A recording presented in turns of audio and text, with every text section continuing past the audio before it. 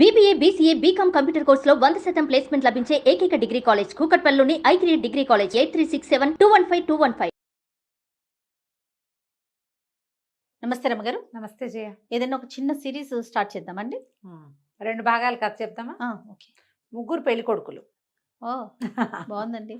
పూర్వం మగధ రాజ్యానికి అవంతి నగరం రాజధానిగా ఉండేది. ఆ అవంతి నగరానికి ఒక రాజుగారు ఉండేవారు. ఈయన పేరు కళింగవర్మ. ఆయనకు భార్య, ఒక కుమార్తె పేరు హైమవతి. పిల్ల చక్కగా బాగుండేది. అయితే ఏమైంది, వీళ్ళు ఏమనుకునేవాళ్ళంటే ఒక్కగానొక్క కూతురు అద్భుతమైన వాడికి ఇచ్చి పెళ్లి చేయాలని అనుకునేవాళ్ళు. వీళ్ళకి చాలా దూరంలో ఉన్న ఒక రాజ్యానికి కుంతిభోజుడని రాజుగారు ఉండేవారు. ఆయనకి 7-8 కొడుకులు. వాళ్ళల్లో 7వ కొడుకైన జయభద్రుడు రాజు అవుతాడు, మహారాజు అవుతాడని జోస్యం చెప్పారట. వీళ్ళు ఆ జయభద్రుడికి ఇచ్చి మన పిల్లని పెళ్లి చేస్తే రాణి అవుతుంది మన పిల్ల, వాడిది అద్భుతమైన జాతకం అని చెప్పారని విని చుట్టుపక్కల వాళ్ళ ద్వారా ఆ పిల్లాడికి పిల్లని ఇద్దామని చూశారు. ఓకే. కానీ కుంతిభోజుడు తన కుమారుడికి వారి వధువు అన్వేషణ చేయగల. ఇప్పుడు వాళ్ళ దగ్గర నుంచి రావాలి కదా, మా అబ్బాయి కోసం ఆడపిల్లని చూస్తాం, మీ దగ్గర ఏమైనా ఉందా లేదా, మీ పిల్లని మాకు ఇవ్వండి, అటువంటిది ఏదో రావాలి. ఏమీ రాల. ఏం చేయాలో తెలియలే వీళ్ళకి. కానీ పిల్లని వెతుక్కుంటూ ఎవ్వరూ రాల. పిల్ల చక్కటిదే కానీ ఓకే సంబంధాలు రాల. అప్పుడప్పుడు అట్లా అవుతుంది చూడు. అవును. అయితే వీళ్ళకి కొద్ది రోజులు గడిచాక 2 సంబంధాలు వచ్చినాయి. కాదు, కొన్ని వచ్చినాయి. వాటిల్లో 2 మంచి కాస్త బెటర్గా సెలెక్ట్ చేశారు. ఇది ఏమిటివి? కుంతల దేశానికి చెందినటువంటి ధనవర్మ, లాటరాజు కొడుకైనటువంటి గుణవర్మ. ధనవర్మకి డబ్బులే ఉన్నాయి కానీ చదువు లేదు.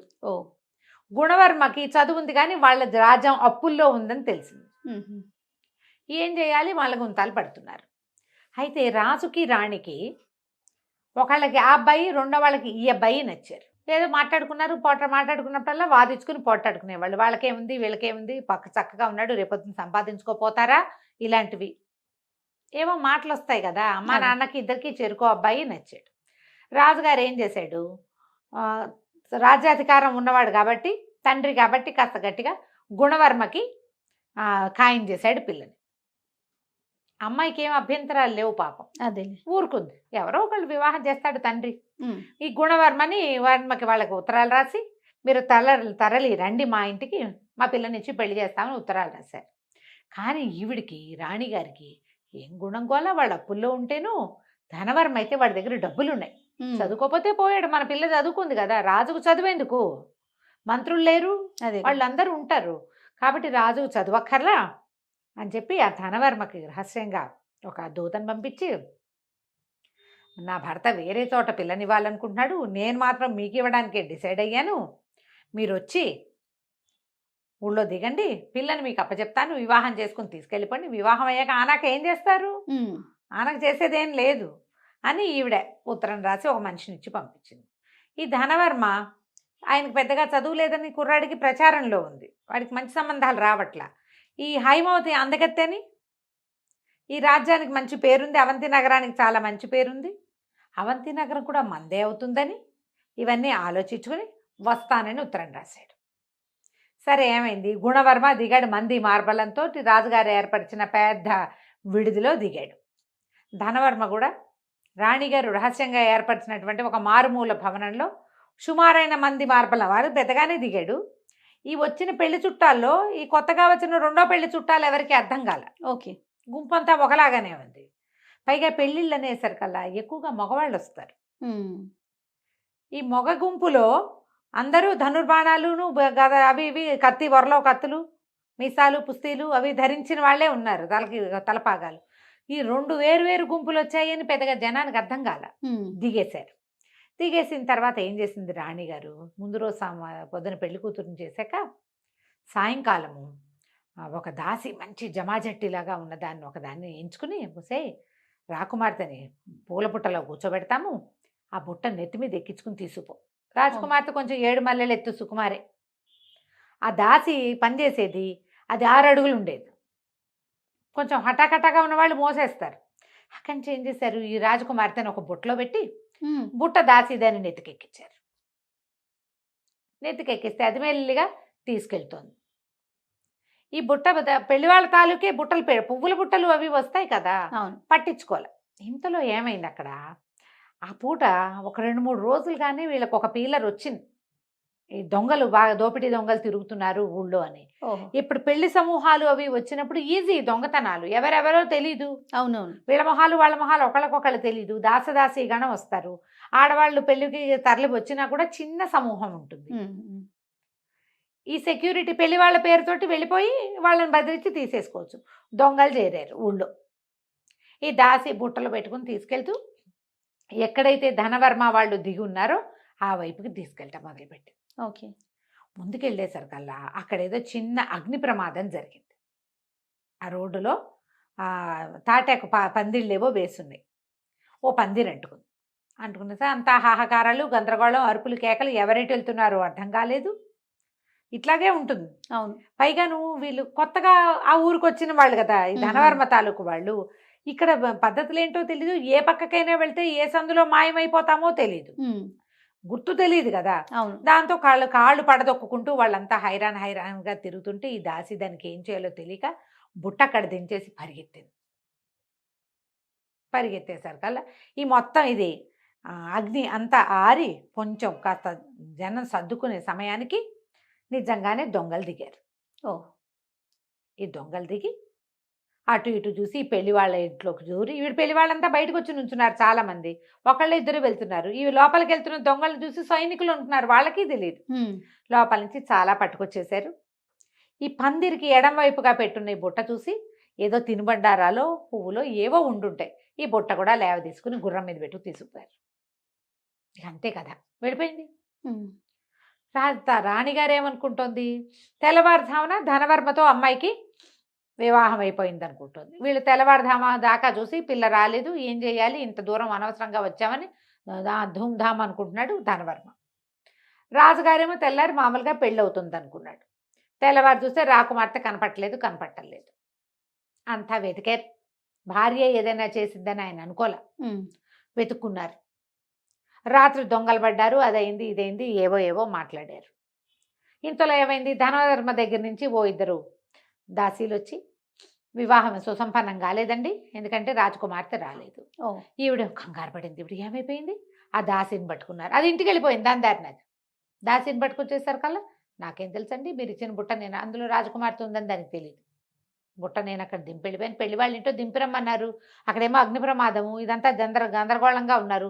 వాళ్ళకి పంపించాల్సిన బుట్ట వాకిట్లో ఉంటే వాళ్ళు లోపల పెట్టుకోరు, మరి పెట్టుకుంటారు. అందుకని నేను అక్కడ పెట్టేసి ఏదో పిల్ల ఏమైపోయింది. అక్కడి నుంచి 5-6 సైనికుల్ని, ఒరే బాబు ఇట్లా బుట్టలో పెట్టాను వెతకంటారా అంటే వెతికినా ఏం లేదు, ఎక్కడా లేదు. ఇక చేసేదేం లేదు. వీళ్ళు ఏం చేశారు, ఈ దొంగలు బుట్టలతో మొత్తం సామాన్లన్నీ పట్టుకెళ్ళిపోయారు. పెళ్లి వాళ్ళు లూటీ అయిపోయారు. ఇంత పని చేసావని ధనవర్మ పిచ్చి కోపంలో ఉన్నాడు. మెల్లిగా మాటలు అటు ఇటు మారి ఇక్కడ ఇంకో పెళ్లి కొడుకున్నాడని, పెళ్లి కొడుకు దగ్గరికే పిల్లని పంపారని ఇది తెలిసిపోయింది.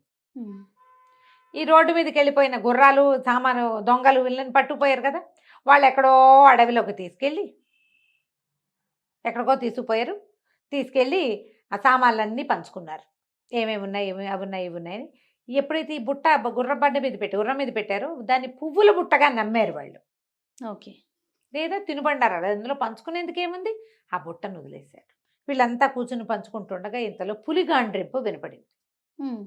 వినపడేసరికల్లా వీళ్ళు బెదర్లా దొంగలు. వాళ్ళు ఏమనుకున్నారంటే ఇంతమందిని చూస్తే పులి రాదు, ఎక్కడో గాండ్రిస్తుంది అంటున్నారు. కానీ గాండ్రింపు విన్నవి ఈ గుర్రం ఒంటరిగా నిలబడింది. అది సామాన్లు కూడా ఉన్నాయి పైన. బెదిరి పరిగెత్తి ఎక్కడ పరిగెత్తుందో, ఎట పడితే అట్ట పరిగెత్తేసేసి ఎక్కడో తన మీద ఉన్న ఆ బుట్టని వదిలేసింది. అది ఆ బుట్ట కాస్త పడిపోయింది. పక్కకు పడంగానే ఈ అమ్మాయి లేచి కూర్చుంది అందులో ఇచ్చి. రాత్రి కొంత మటుకు వచ్చింది, అక్కడ మెలకుగానే ఉంది. తల్లి కూర్చోబెట్టింది. తెల్లవార్లు ఎక్కడికో వదిలే గుర్రం మీద ఇట్లా కదులుతుంటే నిద్ర రాదు, కూర్చుని నిద్రపోయింది. ఇప్పుడు మేలుకు వచ్చింది. తల కింద టాప్మని తగిలేసరికి లేచి చూసుకుంటే నట్ట అడవిలో. ఏం చేయాలో తెలియలే. ఇంతలో ఏమైంది, ఈ పులి భయానికి పరిగెత్తింది కదా, ఆ పక్క నుంచి సడన్గా అడవంతా నిశ్శబ్దంగా అయిపోయింది. పులి వస్తోంది. బెదిరి బిక్క చచ్చి నుంచి ఒక ఆటవికుడొకడు ఆ పక్క నుంచి వస్తూ, పులి కోసమే వస్తున్నాడో వాడు లేడి కోసం వస్తున్నాడో, 2 బాణాలేసి పులిని బెదిరించాడు. పులి కాస్త పారిపోయింది. అతని దగ్గరకు వచ్చి ఎవరమ్మాయి నువ్వు ఏమిటి అని అడిగాడు. అడిగితే అమ్మాయి బెబ్బే మమ్మే అంది. తనకి తెలీదు ఏం జరిగిందో. ఏదో పిల్లేమో పెళ్లి కూతురు వేషం, నిన్న పొద్దున పెళ్లి కూతురుని చేశారు కదా, సరే రామ్మా మా ఇంటికి వెళ్దాం, రేపు పొద్దున్నే చూద్దు కానీ ఎక్కడికి వెళ్ళాలో చూద్దు కానీ ఆ పిల్లని వెంబడబెట్టు తీసుకెళ్ళాడు. ఈ ఆటవికుడి పెళ్ళాము మామూలుది కాదు, తాటకి అది. ఆ వెనకాల వచ్చిన పెళ్లి కూతురుని చూడగానే అవురవురా నువ్వు అడవికి వెళ్ళి నువ్వేదో తెస్తావనుకుంటే పెళ్లి కూతురిని వెంబడి పెట్టుకొచ్చావా? తిండి తిప్పలు ఏమైనా తెచ్చుకురావద్దు, నీకు లేదు కుందేలు లేదు, ఈ పిల్లని ఎక్కడి నుంచి తెచ్చావు, దీనికోసమే నువ్వు అడవిలోకి వెళ్ళావంటే కాదే అని వాడిని ఎత్తి మొత్తుకున్నా అది వినలా. తెల్లగా తెల్లారిపోయింది. వచ్చిన ఆ మొత్తం ఆటవికల కుటుంబాలన్నీ చేరేసరికల్లా వాళ్ళందరూ గట్టిగా మొగుడు పెళ్ళాన్ని కేకలేశారు. ఎవరమ్మా అంటే ఇదేం చెప్తుంది ఈ పిల్ల, నేను రాజుగారి అమ్మాయిని, ఎలా వచ్చానో నాకు కూడా తెలీదు అనేసరికి వీళ్ళంతా అన్నారు ఈ పిల్ల వల్ల తగాదా వచ్చింది, మర్యాదగా ఒప్పుకో అంటే. కాదు నాకే వ్యామోహం లేదు, నాకు తెలీదు, నేను అక్కడ కనపడింది తీసుకొచ్చాను, పిల్ల అడవిలో అన్యాయం అయిపోతుందని తీసుకొచ్చానంటాడు వాడు. బావిలో దింపేయాలి ఈ పిల్లని పెట్టారు. అయ్యో బావిలో తోసేస్తాం అంతే. ఇంకా అయ్యో పాపం అంటున్నాడు ఇతను. నువ్వు అయ్యో పాపం అన్నా అంటే నువ్వు వ్యామోహంతో తెచ్చానని ఒప్పుకో అనేసరికి కాదన్నాడు. అయితే సరే పిల్లని నూతిలో దోసేస్తే గొడవ వదిలిపోతుంది అని చెప్పి ఆ పెళ్లి కూతురుగా ఉన్న ఈ పిల్లని వెంబడ పెట్టుకుని అడవిలో ఒక పాడుబడిన నూతిలో తోసేశారు. ఆటవికులు కదా, దేంతో గొడవ వస్తే దాన్ని దోసేయాలంతే మరి లెక్క. తోసి పారేసి చేతులు దులుపుకొని వాళ్ళ దారిని వాళ్ళు వెళ్ళిపోయారు. దొంగలకు కూడా తమ రాజకుమార్తెను తెచ్చామని తెలియదు, మోసుకొచ్చిన దానికి కూడా తన రాజకుమార్తెను తెచ్చానని తెలియదు. బాగుంది. ఇందులో పడిపోయి ఆ పడిపోయిన పిల్ల ఢామని కిందకి వెళ్ళిపోలే, ఏవో అల్లిబిల్లిగా చెట్లు అవి ఇవి అల్లుకుని ఉన్నాయి లోపల. ఒక చెట్టు మీద పడింది. పైనుంచి కొన్ని ఊడల్లాంటివి వేళ్లాడుతుంటే ఆ ఊడ పుచ్చుకుని అట్లా వేళ్లాడుతూ దాని మీద ఉండిపోయింది ఈ అమ్మాయి. ఓ పూటంతా గడిచిన తర్వాత అట్లాగే ఉంది. మరి ఏం చేస్తుంది, ఆకలి శోష వస్తోంది, దాహానికి నీరసం వస్తోంది, నిద్ర ఏం చెయ్యాలో తెలీదు. అట్లాగే వేళ్లాడుతూ ఉండి మెల్లిగా ఎప్పుడో ఒకసారి తలకాయ పేకిస్తే ఎవరో ఒక మొహం కిందకి చూస్తుంది. నూతులోకి చూస్తున్నారు ఎవరో, కేకలు పెట్టింది రక్షించండి అంటే. ఈసారి మళ్ళీ ఆటవికలు వచ్చి పైనుంచి ఇది ఇంకా చావలేదని 4 రాళ్ళు పైనుంచి పడేస్తే ఏమవ్వాలి. కానీ వచ్చింది ఆటవికుడు కాదు, వీడు ఒక రాజకుమారుడు. ఓహో. అతను ఏం చేశాడు, గుర్రం ఏదో వేసుకొచ్చాడు, గుర్రపు కళ్ళేలకున్న తాడి వేసి ఆ పిల్లని పైకి లాగి కూర్చోబెట్టి ఎవరమ్మాయి ఏంటంటే వాళ్ళ పెళ్లి కూతురు వేషం, మొహం అంతా జుట్టు గిట్టు అంతా పోయి కాళ్ళ కాటికి అదంతా కరిగిపోయి లోపలికి పడేసరికి చిన్న పొన్న దెబ్బలు కూడా తగిలినాయి. ఆ అమ్మాయి ఏం చెప్పిందంటే నేనేమో రాజుగారి అమ్మాయిని, మరి నిన్న నాకు పెళ్ళి, మా నాన్నేమో ఒక పెళ్లి కొడుకుని తెచ్చాడు, మా అమ్మ ఇంకో పెళ్లి కొడుకుని తీసుకొచ్చింది, వీళ్ళిద్దరూ కాదు 3వ పెళ్లి కొడుకు ఎవరో ఉన్నారు, ఆయన ఎవరో నాకు తెలీదు, నా పరిస్థితి ఏమో ఇలా అయింది, నేను ఇక్కడ పడిపోయాను, ఆటవికులేమో నన్ను ఇక్కడికి దోసేశారు అనేసరికల్లా అతను అన్నాడు నువ్వెవరు అని అడిగింది. నా పేరు జయభద్రుడు అని చెప్పాడు. కుంతిభోజర మహారాజు కుమారుణ్ణి, నేను అడవిలోకి వచ్చాను, దారి తప్పిపోయా, మా సమూహం అంతా ఎటో వెళ్ళింది, మంచినీళ్ళు తాగుదామని నువ్వు దగ్గరకు వచ్చాను, నేను వంగి చూశాక నాకు అర్థమైంది ఇది పాడుబడి నుయ్యి, ఇందులో నీళ్లు లేవు, పెద్దగా ఏం లేవని. సరే నేను నీకు సహాయం చేస్తాను, పద మనం మీ ఊరు వెళ్దామన్నాడు. సరే వాళ్ళ ఊరు వెళ్ళడానికి బయలుదేరారు. తర్వాత ఏమైందో మనం వచ్చే భాగంలో తెలుసుకుందాం. తప్పకుండా రమగారు. నమస్తే. నమస్తే జయ. రమగారు, 3 పెళ్లి కొడుకులు సిరీస్ చెప్పుకుంటూ ఉన్నాం. వచ్చిన కొత్త రాజుతో కలిసి బయలుదేరితే ఎక్కడికో తీసుకొచ్చేసారు కదా. సరే వీళ్ళు ఏం చేశారు, మెల్లిగా గుర్రం ఎక్కి అమ్మాయిని ఎక్కించుకుని తీసుకుపోయి ఒక చిన్న టౌన్ లాంటి దానికి చేరితే అక్కడ ఒక సత్రంలో ఇద్దరు విశ్రాంతి తీసుకున్నారు. ఆహారం లేదు ఆ పిల్లకి, 2 పూటలు అయిపోయింది. సరే ఏదో తిన్నారు, విశ్రాంతి తీసుకుంటే అక్కడ కొంతమంది బ్రాహ్మలు ఎవరో మాట్లాడుకుంటున్నారు. ఈ అమ్మాయి తండ్రి హైమావతి తండ్రి. ఈ 2వ భాగానికి వచ్చేసరికి రాజుగారి పేర్లు మర్చిపోతారు, హైమావతి పేరు మాత్రం గుర్తుంది. ఈ అమ్మాయి వీళ్ళ రాజ్యం గురించి వాళ్ళు మాట్లాడుకుంటున్నారు బ్రాహ్మణులు. ఈ అమ్మాయి రాజ్యం గురించి. పిల్ల తప్పిపోయిందిట. అయితే ఇక అక్కడ తగాదాలు వచ్చి పెళ్లి కొడుకులు ఇద్దరు కొట్టుకున్నారు. 2వ పెళ్లి కొడుకు నన్ను పెళ్లికే పిలిచారని ఈవిడ రాణిగారు రాసిన ఉత్తరము పంపించిన వీడిని ఎవరైతే వెళ్ళాడో దూత వాడిని గుర్తుపట్టేశాడు. దాంతో పిల్లకేమో కనపడలేదు. పిల్లని మాయం చేసింది రాణిగారేనని గొడవైంది. వాళ్ళు వచ్చి రాజుని నిలదీశారు. నిలదీసి ఇద్దరు ఏకమయ్యి మా ఇద్దరిలో ఎవరో ఒకళ్ళకి పిల్లనిచ్చి పెళ్లి చేస్తేనే నీ సంగతి కుదురుతుంది, లేకపోతే లేదని రాజుని రాణిని బంధించారు అని చెప్పుకుంటున్నారు. అదంతా వినయమా ఇలా బోతిపోమని ఏడవటం మొదలుపెట్టింది హైమవతి. అయ్యో సుబ్బి పెళ్లి వెంకి చావుకు వచ్చినట్టు మా అమ్మ నాన్న అరెస్ట్ అయిపోయారు, నేనేమో ఇక్కడున్నాను అనేసరికి ఇతను అన్నాడు, నువ్వు కంగారు పడకు, నేను తీసుకెళ్తా, వీళ్ళిద్దరిలో ఎవరిష్టమో చెప్పు, వాళ్ళకి ఇచ్చి నిన్ను పెళ్లి చేస్తాను నేను అన్నాడు. చిచ్చి ఆ వెధవులు ఇద్దరు నాకు వద్దంది అమ్మాయి. ఇద్దరు వద్దు, నాకు ఇద్దరు అక్కర్లేదు, కానీ ఎవరు కావాలో అమ్మాయి ఏం చెప్పలే అతనికి. అదేలే, నాకు అక్కర్లేదు వాళ్ళని. సరే బయలుదేరి వెళ్దాం అనుకున్నారు. ఈ వెళ్ళే దారి వీళ్ళు ఎక్కడికో తెల్లవార్లు ప్రయాణం చేసి తీసుకొచ్చేశారు. వీళ్ళు సజావైన రూట్లో వెళ్ళాలంటే కొంత సమయం పడుతుంది. ఈ పిల్ల ఏం చేసింది, తన మెళ్ళలో వస్తువులు ఉన్నాయిగా, బంగారు పెళ్లి కూతురు అలంకారంలో ఉందిగా, ఒక వస్తువు అమ్మేసింది వీళ్ళు తిని వెళ్ళడానికి. ఆ వస్తువులు కొన్న వాళ్ళు వ్యాపారస్తులు, వీళ్ళకి డబ్బు అవసరం ఉంది కాబట్టి ఎక్కువ అదే ఆ వస్తువు పెద్దది తీసుకుని డబ్బులు తక్కువ వచ్చింది. కానీ ఇందులో పోయింది లాభం గూబల్లోకి తీసింది. ఈ రాజకుమార్తె కోసం వెతుకుతున్న రాజభటులు ఆ అమ్మాయి నగలకి ఒక ఫోటో రాయించారు. పెళ్లి కూతురుని చేసినప్పుడు ఆ అమ్మాయి ఏం నగలు వేసుకుందో ఒక పటం గీయించారు. రాజకుమార్తె పటం ఉంది, ఆమె ధరించిన నగల పటాలు ఉన్నాయి. మరి గుర్తు తెలియద్దు. అదేలే, మరి ధనవర్మ గుణవర్మ దగ్గర 2 కాపీలు ఉన్నాయి. ఈ పటం గుర్తు పట్టుకున్నటువంటి రాజభటులు రాజకుమార్తె నగలు కొన్న వాళ్ళని పట్టుకున్నారు. పట్టుకుని వాళ్ళని ఈడ్చుకుపోయారు. నువ్వు నగలు కొన్నావు అంటే నీకు తెలుసు, వాళ్ళకి జనరల్గా అంతే కదా, దొంగ నగలు పట్టుబడితే ఇక అట్లాగే అడుగుతారు. వాళ్ళని తీసుకుపోయారు. వీళ్ళు ఇదంతా తిరిగి మెల్లిగా తమ ఊరు చేరారు. ఊరు చేరితే అబ్బాయి ఏం చేశాడు, మనం డైరెక్ట్గా వెళ్ళొద్దు, దీనికి ఒక మార్గం ఆలోచిద్దాం అని చెప్పి ఒక ఇల్లు అద్దెకి తీసుకుని రాజకుమార్తెని మామూలు వేషంతో అందులో ప్రవేశపెట్టాడు.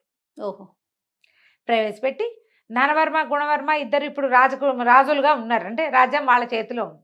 అక్కడికి వెళ్ళి ఇద్దరితోటి ఫ్రెండ్షిప్ చేశాడు. ఇంచుమించు 3 ఒకే రకమైన వయసు ఉన్న వాళ్ళు, ఇంచుమించుగా బోల్డ్ అంతా ఫ్రెండ్షిప్ చేశాడు. పాచికలాడటము, నాకు గుర్రం తోలటము, చదవచ్చు ఇదొచ్చు ఉన్నాయి కదా.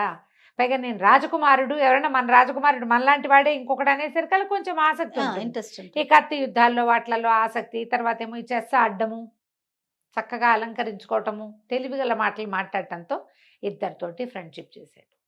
ఫ్రెండ్షిప్ చేసి బాగా వాళ్ళ తాలూకు నమ్మకాన్ని చూరగొన్నాడు అనమాట. ఇతను లైన్లో పెట్టాడు. పెట్టిన తర్వాత ఆ మాట ఈ మాట మాట్లాడుతూ నీకు ఈ రాజకుమార్తెను పెళ్లి చేసుకోవాలని ఉందా అని కనుక్కున్నాడు. ఎందుకు లేదు, రాజకుమార్తెను పెళ్లి చేసుకుంటే రాజ్యం మనది. ధనవర్మకి రాజ్యం అప్పుల పాలైపోయి ఉన్నాడు, అతనికి ఎలాగైనా పెళ్లి కూతురు కావాలి, ఎలాగైనా సరే. రాజకుమార్తెను చేసుకుంటే ఏమవుతుంది, ఒక్కతే పిల్ల, రాజ్యం మందవుతుంది అంతేగా. పోనీ రేపొద్దున వాళ్ళకి ఒక కొడుకు పుట్టాడు అనుకో లేట్ వయసులో, అప్పుడు కూడా అర్ధరాజ్యం పిల్లకి ఇస్తారా, మనం మందే పెత్తనం. రాజశాలకుడు రాజుగారి అల్లుడు, రాజుగారి జామాతదే పెత్తనము, అలాగే కదా జరుగుతుంది. అందుకని అతను గుణవర్మ అంటాడు, మంది మార్బలంతో సహా తరలిచ్చాను నేను, అక్కడ అందరికీ చెప్పుకున్నాము మహాద్భుత సౌందర్యవతిని వివాహం చేసుకొస్తానని. సౌందర్యము లేదు, వివాహము లేదు, ఇలా వెళ్తే అక్కడ పరువు పోదు, మరి పరువు పోతుంది. అతనికేమి ఈ రాజ్యం మీద ఆసక్తి లేదు, అతనికి అందగత్తైన పెళ్లి కూతురు మీద ఉంది. ఎవడికి కావాల్సింది వాడు చూస్తాడు చూడు. అక్కడి వీళ్ళిద్దరితో మాట్లాడి ఏమన్నాడంటే, నాకు 1000 రూపాయలు ఇస్తే గుణవర్మతో దగ్గరికి, గుణవర్మ దగ్గర డబ్బులు ఉన్నాయి కదా, ధనవర్మ దగ్గర డబ్బులు ఉన్నాయి చాలా. అతని దగ్గరికి వెళ్ళి ఏం చెప్పాడంటే, మీరు నాకు ఒక 2000 రూపాయలు ఇచ్చారంటే మీకు ఒక నిజం చెప్తా అనేసరికి, ఎంత కావాలని ఎంత ఇస్తాను, 1000 కాదు 2000 ఇస్తాను, నిజం చెప్పన్నాడు. మీరు తెలియదు కానీ ఈ రెండో వాడు ఉన్నాడే మిమ్మల్ని మోసం చేస్తున్నాడు, వాడికి ఆల్రెడీ పిల్ల దొరికేసింది పెళ్లి కూతురు, ఆమెను ఒక భవనంలో ఉంచాడు. ఆవిడ ఒక భవనంలో ఉంది, మీ అడ్డు తీరిపోయాక ఆమెను పెళ్లి చేసుకుని రాజాన్ని కొట్టేస్తాడు అనేసరికి ఆయన గుళ్ళు మండిపోయింది. వాడికి అవురవురా ఇంత పని చేస్తాడా, 1000 కాదు 2000 ఇస్తా, ఆ రాజకుమార్తె ఎక్కడుందో నిరూపించాలిగా, ఊరికే అనకూడదు మనం, రాజకుమార్తె నిరూపించాలి. ఇతనేం చేశాడు, జయభద్రుడు రెండో వాడి దగ్గరికి వెళ్ళాడు, రెండో పెళ్లి కొడుకు ధనవర్మ దగ్గరికి వెళ్ళి, మీ గుణవర్మ చాలా మోసం చేస్తున్నాడండి మిమ్మల్ని, ఎప్పుడూ దొరికేసింది రాజకుమార్తె, ఆ పూట పొరపాటున ఆ బుట్ట పువ్వుల బుట్ట ఎక్కడికో వెళ్ళిపోయింది, ఆ ఇంట్లో వాళ్ళు ఆయనే అసలు పెళ్లి కొడుకని ఆయనకు అప్పచెప్పారు. తెలిస్తే మీరు గొడవకు దిగుతారని పిల్లని ఇంకో చోట దాచిపెట్టాడు, ఒక మేడలో దాచారు అని చెప్పాడు. చెప్పేసరికి అవురా వీడు ఇంత పని చేస్తాడా, ముందు రాజకుమార్తెని సాక్ష్యం చూపించు నాకు. వీళ్ళిద్దరి దగ్గర చేరుకోపాఠము ఉంది. వీళ్ళు అమ్మాయిని చూడలా, ఫోటోవే చూశారు, ఫోటో కూడా కాదు చేత్తో గీసి చిత్రపటం. సరే ఈ ఇతను ఏం చేశాడు, మన జయభద్రుడు అప్పటిదాకా రాజకుమార్తెను ఉంచిన ఇల్లు మార్చి ఒక బ్రహ్మాండమైన ఇల్లు అద్దెకి తీసుకున్నాడు. చూపిస్తానన్నాడు, సాక్ష్యంతో సహా నిరూపించాలిగా. అనగానే పరిగెత్తుకుంటూ వెళ్ళిపోవు, దానికి కొంచెం ఏర్పాట్లు కావాలి. అంతేగా. ఏం చేశాడు, ఒక మధ్య నడవ, అటుపక్క కొన్ని గదులు ఇటుపక్క కొన్ని గదులు ఉండేలాగా ఏర్పరిచాడు. ఆ గదిలో ఎవడైనా మెసిలితే ఎదురుగుండా ఉన్న వాడికి కిటికీలోంచి చూసి తెలుసుకునేటట్టుగా. మనం చూస్తాం చూడు, మధ్యలో పెద్ద హాల్ ఉండి అటు ఇటు రూమ్స్ ఉన్న ఇల్లు కనపడుతుంటాయి. ప్లాన్డ్గా అలాంటి ఇల్లు చేసుకున్నాడు. ఈ నడవాని ఆనుకుని వెనక్కి ఒక మధ్యలో హాల్కి వెనక్కి ఒక గది. రాజకుమార్తెని సింపుల్గా అలంకారం చేసుకోమ్మా, నువ్వు వీణ వాయిస్తూ అక్కడ కూర్చో, రాత్రి తొందరగా పడుకోబోక, మామూలుగా 9 నిద్రపోతుంది, పడుకోవద్దు, లేట్ నైట్ వీణ వాయించుకుంటూ ఉండు, అక్కడే కూర్చో అని చెప్పాడు. చెప్పి ఏం చేశాడు, రాత్రి 9 అవ్వగానే బయలుదేరేసాడు. ముందు గుణవర్మని బయలుదేరేసి తీసుకొచ్చి ఈ నడవాలోంచి లోపలికి రాగానే ఒక పక్క కుడివైపున్న గదుల్లోకి ప్రవేశపెట్టి కొద్దిగా ముందుకు వెళ్ళి ఆ కిటికీలోంచి చూడండి రాజకుమార్తె కనపడుతోంది అన్నాడు. వీణ వాయించుకుంటూ కూర్చున్న రాకుమార్తెను చూసేసరికి గుణవర్మని నిర్కాంతపోయాడు. అవురవురా హైమవతి, ఇంత సౌందర్యం మామూలు వాళ్ళలో ఎట్టా ఉంటుంది, పైగా వీణ వాయించేస్తోంది, అమ్మాయి బాగా చదువుకుంది, వీణ వాయిస్తుందని తెలిసిందే. పటాన్ని ఆవిడ్ని పోల్చి చూస్తే ఆమెనని తెలిసింది. సరే మరి ధనవర్మ ఏంటంటే మీరు ఇక్కడే ఉండండి, నేను చూపిస్తాను మీకు అని చెప్పి వీడిని గదిలో వదిలేసి పరిగెత్తుకుంటూ వెళ్ళి ధనవర్మని వెంట పెట్టుకొచ్చాడు. వెంట పెట్టుకొచ్చి ఎడమవైపు ఉన్న గదుల్లోకి ప్రవేశపెట్టాడు. ఈ ఎడమవైపు గదిలో ఉంచి ఆ రాజకుమార్తెను చూశాడు. అతనికి రాజకుమార్తె అవునో కాదో కూడా అక్కర్లా, ముందు అవును అనుకోవాలి అంతే. మనం చూసేసరికల్లా మరి వాడేటంటే అదిగో ఎదురుగుండా గదుల్లో తిరుగుతున్నాడు చూడమన్నాడు. ఎవరింటికైనా హాల్లోకి ఎవరైనా వెళ్తారు, గదుల్లోకి ఎవరైనా వెళ్తారా? అసలు ఆ గదులు మనవైతే ఈ ఎదురు బదురు గదుల్లో ఉన్న వాళ్ళిద్దరూ వీడిదే ఈ భావనవని నమ్మారు. పైగాను ఒక గ్రడ్జ్ ఉంటుంది, నాతో పాటు వీడు కూడా పోటీదారు అనగానే పైకి స్నేహంగా మాట్లాడినా లోపల ఒక ఫీలింగ్ ఉంటుంది కదా. తెల్లవారేసరికి కామ్గా ఇద్దరు ఎవరి దారిన వాళ్ళు బయటికి వెళ్ళిపోయారు. అది నడవాలోకి రాకుండా వెళ్ళిపోయే మార్గాలు ఉన్నాయి దానికి.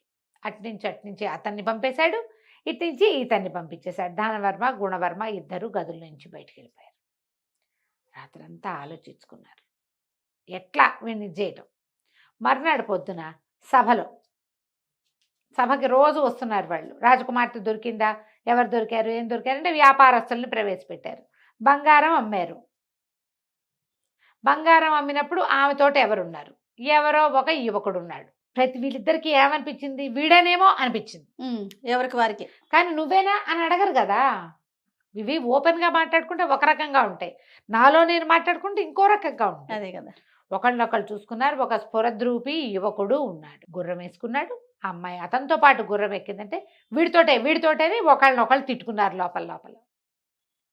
అక్కడి నుంచి సరే రాజకుమార్తె ఎక్కడైనా వెతికి పట్టుకుంటాము, ఆమెను వివాహం ఆడి తీరుతాము, మా ఇద్దరిలో ఎవరిని వివాహం చేసుకోవాలో ఆవిడదే అవకాశం అని ఘోషణగా చెప్పారు. చెప్పిన తర్వాత మేమిద్దరం మిత్రులుగా ఉంటామని ఒకళ్ళనొకళ్ళు కావలించుకుని బాకులతో ఒకళ్ళనొకళ్ళు పొడి చేసుకున్నారు. ఇద్దరు వాడిని పొడి చేద్దామని వీడు అనుకున్నాడు, వీడిని పొడి చేద్దామని వాడు అనుకున్నాడు. కావలించుకున్నారు. లోపల నుంచి కైజారు తీసి వాడు ఆ పక్కన వీడి పక్కన పొడుచుకున్నారు. కెవ్వుమని అంతా నెత్తురు కేకలు. ఇంకేముంది, ఆ రాజభట్లు వాళ్ళు వీళ్ళు అధికారులు అందరు లేచి వచ్చి చూస్తారు కదా, ఇద్దరు కిడ్నీల దగ్గర పొడి చేసుకున్నారు. బతికే అవకాశం లేదు. అక్కడి నుంచి లవో దీపమని వాళ్ళ సైనికులు వీళ్ళ సైనికులు ఇదేమిటి ఇట్లా అయిందని ఈ స్పృహ లేని రాజకుమారులను మోసుకుపోయారు. ఇప్పుడు దెబ్బలు తగలంగానే ఈ ఊళ్ళో పెట్టి వీళ్ళకి ఏం చేయించకూడదు, వాళ్ళ నాన్నల దగ్గరికి తీసుకుపోవాలి. ఈ లోపల ఉంటే పోతారు, పోతారు, ఉంటే ఉంటారు, లేకపోతే లేదు, అంతే ఇంకా కదా. అక్కడి నుంచి రథాల మీద వేసుకుని వాళ్ళంతా గుంపంతా పోయారు బయటికి, మొత్తం అంతా వెళ్ళిపోయారు. మధ్యాహ్నం అయ్యేసరికి రాజ్యం ఖాళీ అయిపోయింది. మరి మరణించిన రాకుమారుని పెట్టుకుని వాళ్ళు ఏం చేస్తారు? ఎప్పుడైతే హెడ్ పోయాడో సైనికులకు ఇంకా దిశానిర్దేశం చేసేవాడు ఎవడు ఉండడు. ఎవరిష్టం వల్ల వెళ్ళిపోవటం, వెనక్కి వెళ్ళిపోవాలి వాళ్ళు. అదేలే. నీకు యుద్ధాల్లో కూడా అవునవును. రాజు ఎవరైతే సైన్యాధ్యక్షుడు ఉన్నాడో వాడు పడిపోయాడంటే సైన్యానికి ఫోకస్ పోతుంది. అవును. లొంగిపోతారు, వెంటనే లొంగిపోతారు. వాళ్ళ పద్ధతి అది, వాళ్ళకి అది నేర్పిస్తారు. వీళ్ళు ఏం చేశారు, పొలవమంటూ ఎవడు రాజకుమారిని వాళ్ళని రథాల మీద వేసుకుని ఎవడి గుంపు పడిది చిన్న గుంపు, వీడిది ఒక రవ్వ పెద్ద గుంపు, అంతే. 2 గుంపులు మధ్యాహ్నానికి ఖాళీ అయిపోయింది. ఖాళీ అయిపోయేసరికల్లా ఈ అమ్మాయిని రాజ్యసభలో ప్రవేశపెట్టాడు జయభద్రుడు. అందరూ ఆశ్చర్యపోయారు. వెంటనే అమ్మాయి వెళ్ళి ఆ సైనికులకి సైన్యాధ్యక్షుడికి అందరికీ ఆర్డర్ చేసిన మామని నాన్నని విడిపించండి అని. సైన్యాధ్యక్షుడు పరిగెత్తుకుంటూ వెళ్ళాడు, మంత్రి గారు పరిగెత్తుకుంటూ వచ్చాడు. వాళ్ళిద్దరిని విడిపించి తీసుకొచ్చారు. తల్లి పిల్ల కావలించుకున్నారు. జనం అంతా ఆనందోద్రేకంతో, పోన్లే రాకుమార్తె తప్పిపోయింది, కొంపనిపోయింది అనుకున్నాం, వెనక్కి తిరిగి వచ్చింది. ఎలా వచ్చావు, ఏమిటి, ఎలా వచ్చావు అంటే జయభద్రుడి వల్ల వచ్చారు. ఓకే. వాళ్ళు ఆశ్చర్యపోయారు. తప్పిపోయిన పెళ్లి కొడుకు, 3 పెళ్లి కొడుకులను చూస్తే వాళ్ళిద్దరూ అలా పోతే ఈ అబ్బాయి తీసుకొచ్చాడే. అప్పుడు వీళ్ళకి రాజకుమారులు ఇద్దరు ఇలా అయ్యారు. మరి మీరు ఎవరికి కావాలంటే వాళ్ళకి వివాహం చేసుకోండి మీ అమ్మాయిని, ఆమెకు సహాయం చేయడానికి తీసుకొచ్చాను అన్నాడు. బాబు నీకే కాళ్ళగడికి కన్యాదానం చేస్తామన్నారు వాళ్ళు. ఈ అమ్మాయి ఏమో నేను నిన్ను పెళ్లి చేసుకుంటానంతే. సరే అందరూ ఒప్పుకున్నారు, వివాహం అయింది. ఇప్పుడు జాతకంలో ఏం చెప్పారు, రాజు అవుతాడు జయభద్రుడు. 7-8 కుమారుల్లో 7వ వాడైన రాజు ఎట్లా అవుతాడు, జామాత. ఇక్కడ రాజు అయ్యాడు అతను. వాడికి రాజు అయ్యే లక్షణం ఉంటే వాడు ఎక్కడో రాజు అవుతాడని నమ్మారు వీళ్ళు. వీళ్ళ రాజ్యానికే రాజు అయ్యాడు అతను. హైమావతిని వివాహం చేసుకుని జయభద్రుడు ఈ రాజ్యానికే రాజు అయ్యాడు. దీనికే రాజై తర్వాత ఇంకా చుట్టుపక్కల దేశాలు చాలా జయించి ఎంతో పేరు తెచ్చుకున్నాడు. ఇలా పెళ్లి కొడుకుల్ని మార్చుకుని చాలా కాలం 3 పెళ్లి కొడుకులు వచ్చారు రాకుమార్తె, కానీ కథలుగా చెప్పుకుంటూ ఉండేవాళ్ళు కథ కంచికి మనం ఇంటికి. బాగుందండి. నమస్తే. నమస్తే జయ.